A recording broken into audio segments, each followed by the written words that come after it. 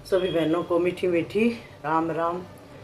आज देवी भागवत की कथा सुनते हैं। नवम स्कंद में विष्णु पत्नी लक्ष्मी, सरस्वती एवं गंगा का परस्पर शापवश भारतवर्ष में पधारना, यही प्रसंग है कथा का। भगवान नारायण कहते हैं, नारद, स्वयं भगवती सरस्वती बैकुंठ में भगवान श्री हरि के पास रहती है। गंगा ने इन्हें शाप दे दिया था, अतः ये भारतवर्ष में अपनी एक कला से पधारी नदी के रूप में इनका अवतरण हुआ। ये पुण्य प्रदान करने वाली पुण्य रूपा और पुण्य तीर्थ स्वरूपिणी हैं। मुने पुण्य आत्मा पुरुषों को चाहिए कि वे इनका सेवन करें, क्योंकि उन्हीं के लिए इनका यहाँ पधारना हुआ है। ये तपस्वियों के लिए तपोरूपा हैं और तपस्या का फल भी इनसे कोई अलग वस्तु नहीं है। किए वे सब पाप लकड़ी के समान हैं। उन्हें जलाने के लिए ये प्रज्वलित अग्नि स्वरूपा हैं। भूमंडल पर रहने वाले जो मानव इनकी महिमा जानते हुए इनके तट पर अपना शरीर त्यागते हैं, उन्हें बैकुंठ में स्थान प्राप्त होता है। भगवान विष्णु के भवन पर वे बहुत दिनों तक वास करते हैं। चौमासे में पूर्णिमा के दिन, अक्षय नवमी तथा 6 तिथियों को एवं व्यतिपात ग्रहण अथवा अन्य किसी भी पुण्य के दिन जो पुरुष किसी भी हेतु से श्रद्धा पूर्वक इनमें स्नान करता है, वह भगवान श्री हरि का सारूप्य प्राप्त कर लेता है। निश्चय ही उसे बैकुंठ में रहने की सुविधा प्राप्त हो जाती है। जो महान मूर्ख होते हुए भी 1 महीने तक प्रतिदिन सरस्वती नदी में स्नान करके इनके मंत्र का जप करता है, वह कविंदर बन सकता है, इसमें कोई संदेह नहीं है। जो मनुष्य सिर के सारे बाल मुंडवाकर निरंतर सरस्वती के जल में स्नान करता है, वह पुण्य माता के गर्भ में वास नहीं कर सकता। इस प्रकार सरस्वती की महिमा का कुछ वर्णन किया गया है। इस सारभूत महिमा के प्रभाव से सुख और कामनाएं सुलभ हो जाती हैं। अब उन्हें क्या सुनना चाहते हो? सूत जी कहते हैं, सोनक, भगवान नारायण की बात सुनकर मुनिवर नारद ने पुनः तुरंत उनसे यह संदेह पूछा। क्या पूछा नारद जी ने? नारद जी ने कहा, सत्तव स्वरूपा पुण्यदा आदि सुप्रदा गंगा ने सरस्वती देवी को क्यों श्राप दे दिया? इन दोनों तेजस्विनी देवियों के विवाद का कारण अवश्य ही कानों को सुख देने वाला होगा। किस बात पे इनका झगड़ा हो गया आपस में, आप इसे बताने की कृपा कीजिए।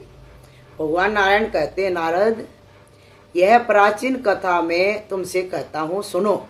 लक्ष्मी, सरस्वती और गंगा, ये तीनों ही भगवान श्री हरि की भार्या हैं। एक बार सरस्वती को यह संदेह हो गया कि श्री हरि मेरी अपेक्षा गंगा से अधिक प्रेम करते हैं। तब उन्होंने श्री हरि को कुछ कड़े शब्द कहे। फिर वे गंगा पर क्रोध करके कठोर वर्ताव करने लगी।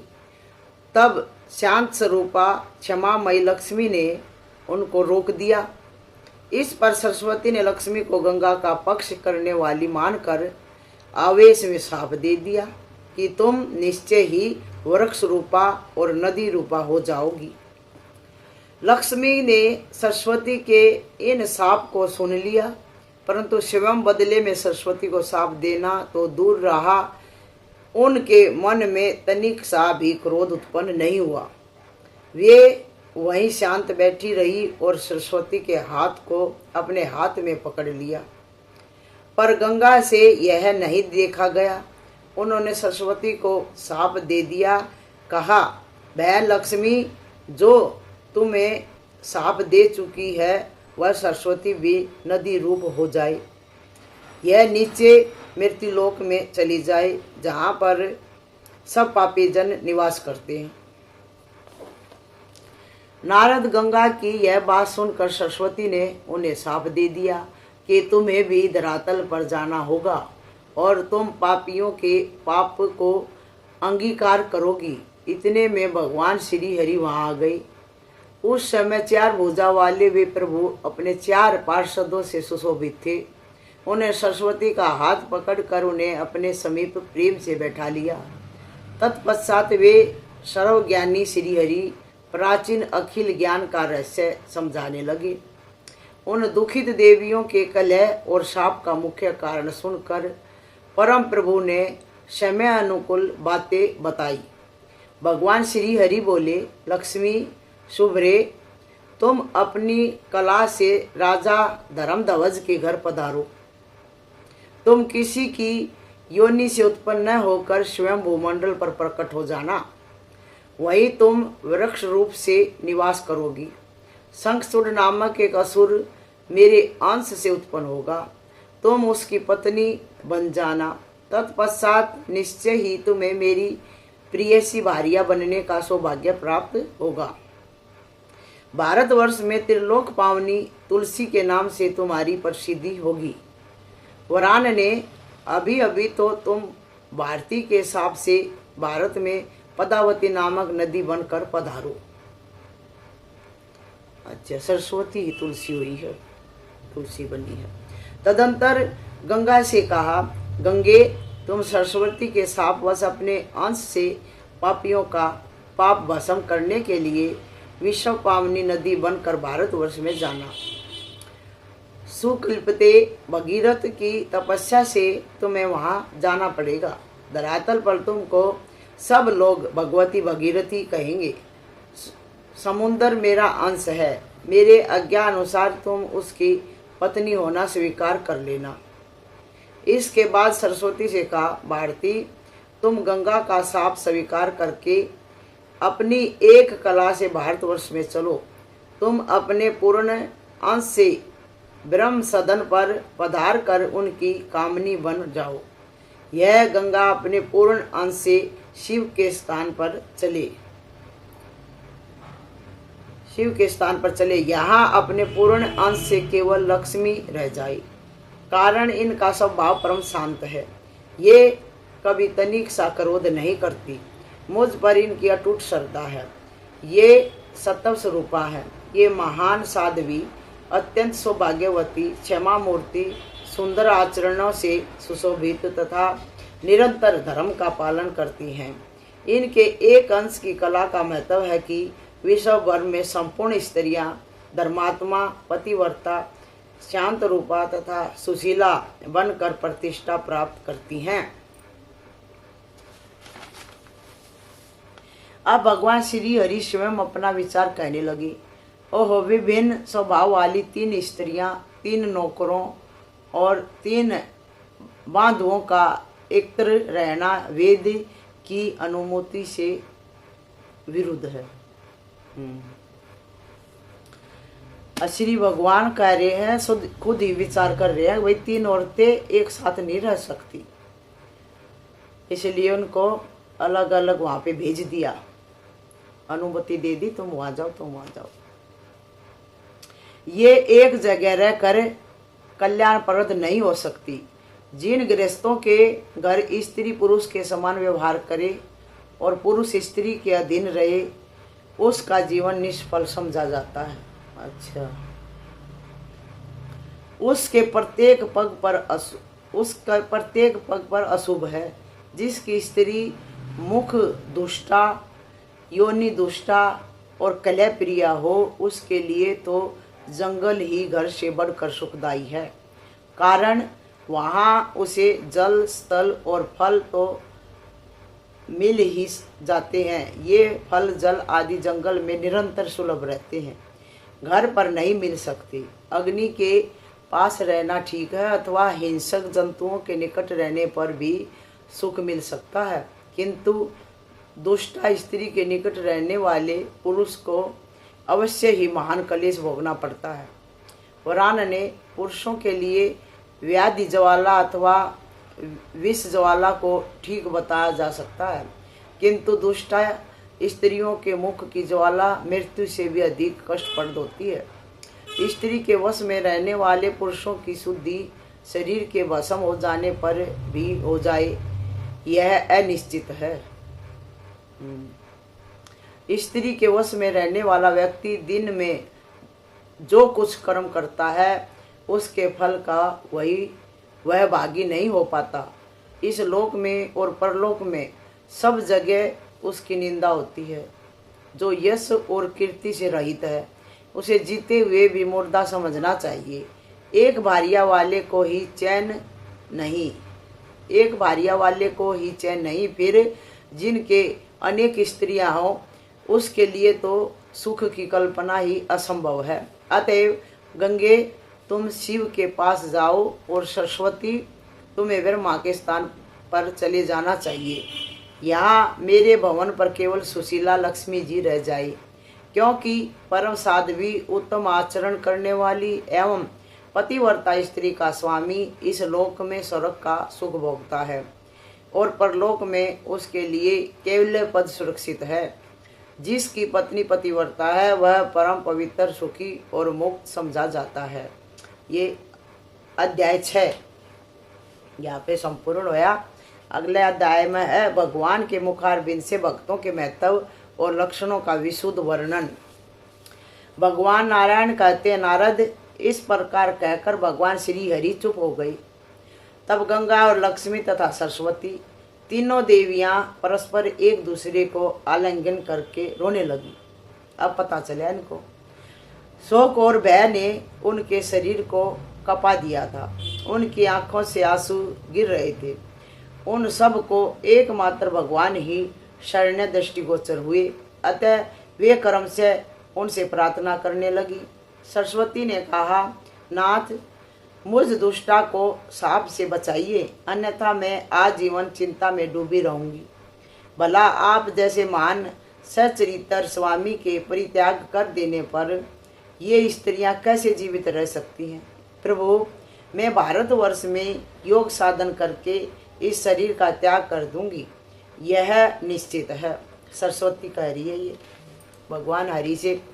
फिर गंगा बोली, जगत प्रभु, आप किस अपराध से मुझे त्याग रहे हैं? मैं जीवित नहीं रह सकूंगी। लक्ष्मी ने कहा, नाथ, आप सत्व स्वरूप हैं। बड़े आश्चर्य की बात है, आपको कैसे क्षोभ हो गया? आप इन दोनों पत्नियों को प्रसन्न कीजिए। कारण सचरित्र पति के लिए क्षमा ही परम धर्म है। मैं सरस्वती का शाप स्वीकार करके अपनी एक कला से भारतवर्ष में जाऊंगी, परंतु प्रभु मुझे कितने समय तक वहाँ रहना होगा और मैं पुण्य कब आपके चरणों के दर्शन प्राप्त कर सकूंगी? पापी जन मेरे जल में स्नान और आचमन करके अपना पाप मुझ पर लाद देंगे, तब तुरंत उस पाप से मुक्त होकर आपके चरणों में आने का अधिकार मुझे कैसे प्राप्त हो सकेगा? मैं अपनी एक कला से तुलसी रूप धारण करना भी स्वीकार कर रही हूँ। मैं धर्म ध्वज की पुत्री बनूंगी, परंतु अच्युत, यह सब भोगने के पश्चात मुझे पुनः कब आपके चरण कमल प्राप्त होंगे? कृपा निधि, आपको अधिष्ठात्र देवता मानकर मैं भारतवर्ष में वृक्ष रूप से वास करूंगी, किंतु आप यह तो बताइए कि आप मेरा उद्धार कब करेंगी? यदि ये गंगा सरस्वती के हिसाब से भारतवर्ष में जाएगी, तब फिर इन्हें किस समय पुनः ऐसा सुअवसर मिलेगा कि ये साप रूपी पाप से छुटकारा पाकर आपको प्राप्त कर सके? गंगा के साप से ये सरस्वती भी यदि भारत में जाती है तो आप इन्हें भी साप से मुक्त करके कब अपने चरण कमलों का दर्शन कराएंगे? प्रभु, आप जो इन सरस्वती से कह रहे हैं कि तुम ब्रह्मा के घर सिधारो अथवा गंगा को शिव के भवन पर जाने की आज्ञा दे रहे हैं, आपके इन वचनों के लिए मैं आपसे क्षमा चाहती हूँ। नारद, इस प्रकार कहकर भगवती लक्ष्मी ने अपने स्वामी श्री हरि के चरण कमल पकड़ लिए, उन्हें प्रणाम किया। उन्होंने अपने केश से भगवान के चरणों का आविष्ठित करके बारंबार रुदन करना आरंभ किया। भगवान श्री हरि भक्तों पर अनुग्रह करने के लिए सदा चिंतित रहते हैं। लक्ष्मी की प्रार्थना सुनकर मुस्कान भरे प्रसन्न मुख से उन्होंने देवी कमला को हृदय से चिपका लिया और कहा। भगवान विष्णु बोले, सुरेश्वरी कमले क्षणे, मुझे तुम्हारे वचन के साथ ही अपनी बात भी तो सत्य करनी है। अतः सुनो, मैं तुम तीनों में समता कर देता हूँ। ये सरस्वती कला के एक अंश से नदी बनकर भारतवर्ष में जाए, आधे अंश से ब्रह्मा के भवन पर पधारे तथा पूर्ण अंश से स्वयं मेरे पास रहे। ऐसे ये गंगा भगीरथ के सत्य प्रयत्न से अपने कलांश से त्रिलोकी को पवित्र करने के लिए भारतवर्ष में जाए और स्वयं पूर्ण अंश से मेरे पास भवन पर रहे। वहाँ इन्हें शंकर के मस्तक पर रहने का दुर्लभ अवसर भी प्राप्त होगा। ये स्वभावतः पवित्र तो है ही, किंतु वहाँ जाने पर इनकी पवित्रता और भी बढ़ जाएगी। वामलोचने, तुम अपनी कला के अंशांश से भारतवर्ष में चलो। वहाँ तुम्हें पदावती नदी और तुलसी वृक्ष के रूप में विराजना होगा। कली के 5000 वर्ष व्यतीत हो जाने पर तुम नदी रूपणी देवियों का उद्धार हो जाएगा। तदंतर तुम लोग मेरे भवन पर लौट आओगी। पद्म भवे, संपूर्ण प्राणियों के पास जो संपत्ति और विपत्ति आती है इसमें कोई न कोई हेतु छिपा रहता है। बिना विपत्ति सहे किन्हीं को भी गौरव प्राप्त नहीं हो सकता। अब तुम्हारे शुद्ध होने का उपाय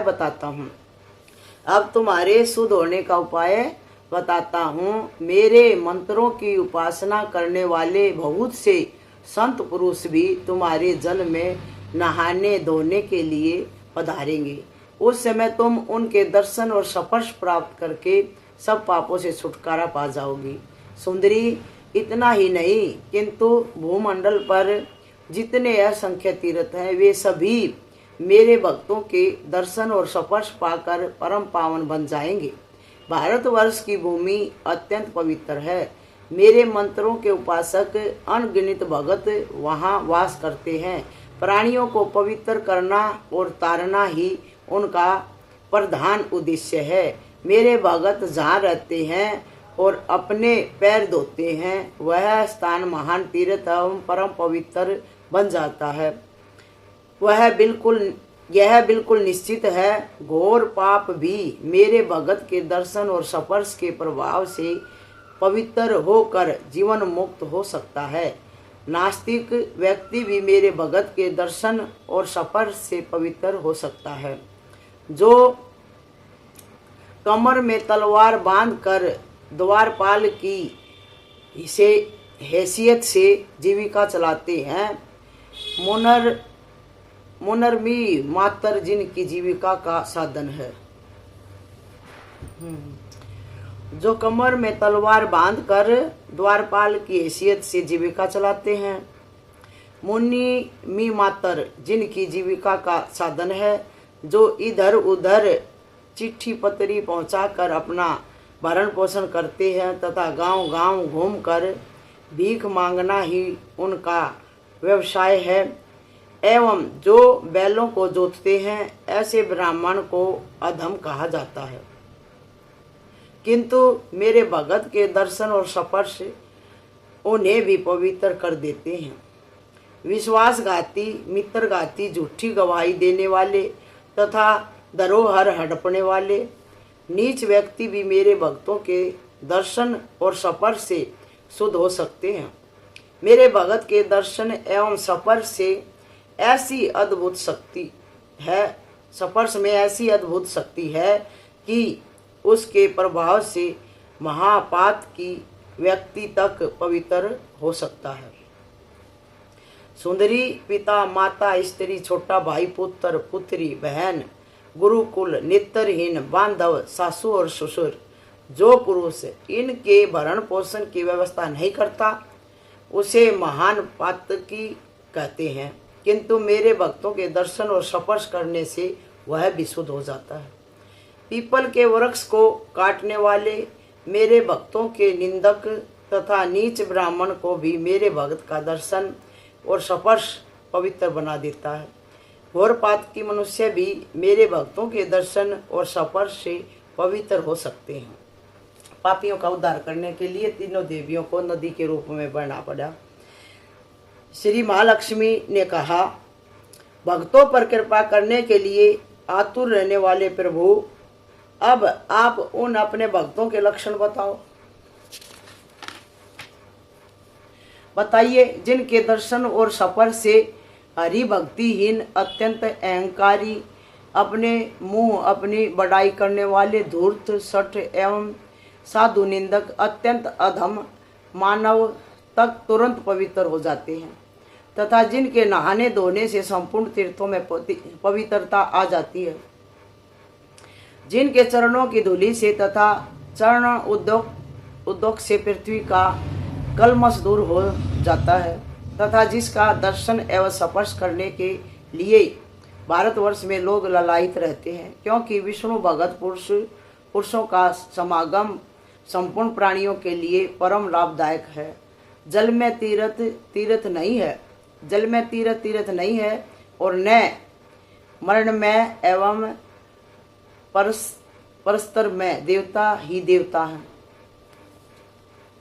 जल में तीर्थ नहीं है और न मरण में एवं परस्तर में देवता ही देवता है, क्योंकि वे समय अनुसार ही आश्रित जनों को पवित्र करते हैं।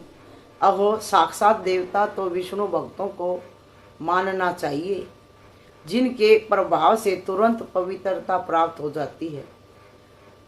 सूत जी कहते हैं, सोनक महालक्ष्मी की बात सुनकर उनके आराध्य स्वामी भगवान श्री हरि का मुखमंडल मुस्कान से भर गया। फिर वे अत्यंत गूढ़ एवं श्रेष्ठ रहस्य कहने के लिए प्रस्तुत हो गए। देवताओं को भी देवताओं से ऊपर भगत बताए विष्णु भगवान के। श्री भगवान बोले, लक्ष्मी भक्तों के लक्षण श्रुति एवं पुराणों में छिपे हुए हैं। इन पुण्यमय लक्षणों में पापों का नाश करने, सुख देने तथा भुक्ति मुक्ति प्रदान करने की समुचित शक्ति है। ये तत्व स्वरूप लक्षण परम गोप्य हैं। दुष्ट व्यक्तियों के समाज में इनकी चर्चा नहीं करनी चाहिए। तुम शुद्ध स्वरूपा एवं मुझे प्राणों के समान प्रिय हो, अतः तुमसे मैं कहता हूँ, इनके लक्षण कहता हूँ जो मेरे सच्चे भगत हैं। सुनो, जिसको सतगुरु के मुख से विष्णु का मंत्र प्राप्त होता है और जो सब कुछ छोड़कर केवल मुझ को ही सर्वस्व मानता है, उसी को वेद, पुण्य आत्मा एवं श्रेष्ठ मनुष्य बतलाते हैं। ऐसे व्यक्ति के जन्म लेने मात्र से पूर्व के 100 पुरुष, चाहे वे स्वर्ग में हो अथवा नरक में, तुरंत मुक्ति के अधिकारी हो जाते हैं। अगर ऐसा पुण्य आत्मा श्रेष्ठ मनुष्य जिस कुल में पैदा हो जाता है, उसके 100 अगले और 100 पिछले पुरुष तर जाते हैं अथवा नरक में तुरंत मुक्ति के अधिकारी हो जाते हैं। यदि उन पूर्वजों में से किन्हीं का कहीं जन्म हो गया है, तो उन्होंने जिस योनि में जन्म पाया है वही उनमें जीवन मुक्तता आ जाती है। वहीं पर उनको मुक्ति हो जाएगी, चाहे कहीं भी उनका जन्म हो जाओ, और समय अनुसार वे परम धाम में चले जाते हैं। मुझ में भक्ति रखने वाला मानव मेरे गुणों से संपन्न होकर मुक्त हो जाता है। उसकी वृत्ति ही मेरे गुण का अनुसरण करने लगती है। वह सदा मेरी कथा वार्ता में लगा रहता है। मेरा गुण अनुवाद सुनने मात्र से वह आनंद में तन्मय हो उठता है। उसका शरीर पुलकित हो जाता है और वाणी गदगद हो जाती है। उसकी आंखों में आंसू भर आते हैं और वह अपनी शुद्धि बुद्धि खो बैठता है। मेरी पवित्र सेवा में नित्य नियुक्त रहने के कारण सुख 4 प्रकार की सालोक्य आदि मुक्ति, ब्रह्मा का पद अथवा अमर तत्व कुछ भी पाने की अभिलाषा वह नहीं करता। ब्रह्मा, इंद्र एवं मुनि की उपाधि तथा स्वर्ग के राज्य का सुख ये सभी परम दुर्लभ है, किंतु मेरा भगत सपने में भी इनकी इच्छा नहीं करता। ऐसे मेरे बहुत से भगत भारतवर्ष में निवास करते हैं। उन भक्तों के जैसा जन्म सबके लिए सुलभ नहीं है। जो सदा मेरा गुण अनुवाद सुनते और सुनने योग्य पदों को गाकर आनंद से विहल हो जाते हैं, वे बड़भागी भगत अन्य साधारण मनुष्य तीर्थ एवं मेरे परम धामों को भी पवित्र करके धराधाम पर पधारते हैं। पद में इस प्रकार मैंने तुम्हारे प्रश्न का समाधान कर दिया। अब तुम्हें जो उचित जान पड़े वह करो। तदंतर वे सभी देवियां भगवान श्री हरि ने जो कुछ आज्ञा दी थी उसी के अनुसार कार्य करने में संलग्न हो गई। स्वयं भगवान अपने सुखदायी आसन पर विराजमान हो गई। यह 7वां अध्याय पूरा हुआ बहनों। ये थी हमारी कथा गंगा माता की, सरस्वती की और लक्ष्मी माता की। सुनना ज्ञान भरी कथा है, इसी से हमें भी ज्ञान मिलेगा, जीवन पथ पर आगे बढ़ने का हमें रास्ते मिलेंगे। बोलो भगवती लक्ष्मी महारानी की जय, लक्ष्मी नारायण भगवान की जय। सभी बहनों को मीठी मीठी राम राम।